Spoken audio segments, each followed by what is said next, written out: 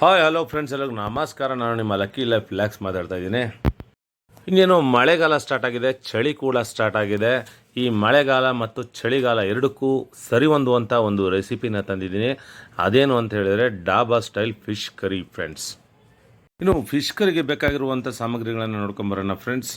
ಈರುಳ್ಳಿ, ಟೊಮೊಟೊ, ಕೊತ್ತಂಬರಿ, ಹುಣಸೆ ಹಣ್ಣು, ಸಾಂಬಾರು ಪುಡಿ, ಬೆಳ್ಳುಳ್ಳಿ, ಸಾಸಿವೆ ಮತ್ತು ಮೆಂತೆ. ಜೊತೆಗೆ ತೆಂಗಿನಕಾಯಿ ಆ್ಯಡ್ ಮಾಡೋದನ್ನು ಕೂಡ ಮರಿಬೇಡಿ. ಹಾಗೆಯೇ ಬೇಕಾಗಿರುವ ಸಾಮಗ್ರಿಗಳ ಲಿಸ್ಟಲ್ಲಿ ನಾನು ತೋರಿಸಿರೋ ಹಾಗೆ ಸಾಸಿವೆ ಮತ್ತು ಮೆಂತೆನ ಒಂದು ಸ್ಟವ್ ಮೇಲೆ ಫ್ರೈಯಿಂಗ್ ಪ್ಯಾನ್ ಇಟ್ಟು ಲೈಟಾಗಿ ಫ್ರೈ ಮಾಡ್ಕೊಳ್ಳಿ. ಇನ್ನು ಫ್ರೈ ಮಾಡಿರುವಂಥ ಒಂದು ಸಾಸಿವೆ ಮತ್ತು ಮೆಂತೆನ ಒಂದು ಮಿಕ್ಸಿ ಜಾರ್ಗೆ ಹಾಕ್ಕೊಳ್ಳಿ. ಟೊಮೊಟೊ ಹಾಕ್ಕೊಳ್ಳಿ, ಹುಣಸೆ ಹಣ್ಣು ಹಾಕ್ಕೊಳ್ಳಿ, ಕೊತ್ತಂಬರಿ ಸೊಪ್ಪು ಹಾಕ್ಕೊಳ್ಳಿ, ಹಾಗೆಯೇ ಸಾಂಬಾರು ಪೌಡ್ರನ್ನ ಕೂಡ ಹಾಕ್ಕೊಂಡು ಎಲ್ಲ ಪದಾರ್ಥಗಳನ್ನು ಒಂದು ಮಿಕ್ಸಿ ಜಾರಲ್ಲಿ ಹಾಕಿ ನುಣ್ಣಗೆ ಮಿಕ್ಸಿ ಜಾರಲ್ಲಿ ರುಬ್ಬಿಕೊಳ್ಳಿ.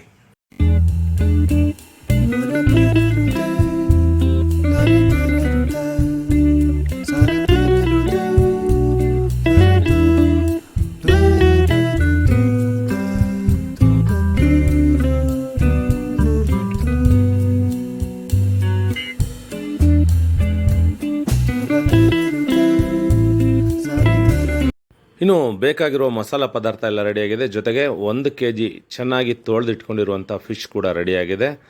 ಜೊತೆಗೆ ಸ್ಟವ್ನ ಹಚ್ಚಿ ಒಂದು ಅಗಲವಾದಂಥ ಒಂದು ಅಲ್ಯೂಮಿನಿಯಂ ಪಾತ್ರೆಯನ್ನು ಇಟ್ಕೊಳ್ಳಿ. ಅದಕ್ಕೆ ಬೇಕಾಗಿರುವಷ್ಟು ಅಡುಗೆ ಎಣ್ಣೆ ಹಾಕ್ಕೊಳ್ಳಿ. ಸ್ವಲ್ಪ ಈರುಳ್ಳಿ, ಕತ್ತರಿಸಿದ ಈರುಳ್ಳಿಯನ್ನು ಸೇರಿಸ್ಕೊಳ್ಳಿ ಒಗ್ಗರಣೆಗೆ. ಇನ್ನು ಅಗಲವಾಗಿರುವ ಅಲ್ಯೂಮಿನಿಯಂ ಪಾತ್ರೆನೇ ಯಾಕೆ ಬೇಕು ಅಂತ ಹೇಳಿದ್ರೆ ಫಿಶ್ದು ಸ್ಲೈಸಸ್ ಬಂದುಬಿಟ್ಟು ಒಂದಕ್ಕೊಂದು ಟಚ್ ಆಗಿ ಒಡೆದೋಗಬಾರ್ದು. ಅಥವಾ ಚಿಕ್ಕದಾಗಿದ್ದರೆ ಪಾತ್ರೆ ಅದು ಒಡೆದೋಗುತ್ತೆ, ಅದು ಅಥವಾ ಒಂದ್ರ ಮೇಲೊಂದು ಕೂತ್ಕೊಳ್ಳುತ್ತೆ. ಹಾಗಾಗಿಬಿಟ್ಟು ಸ್ವಲ್ಪ ಅಗಲವಾಗಿರುವಂಥ ಓಪನ್ ಬೌಲ್ ಇದ್ರೇ ಬೆಟರ್ ಅಂತ ನನ್ನ ಸಲಹೆ.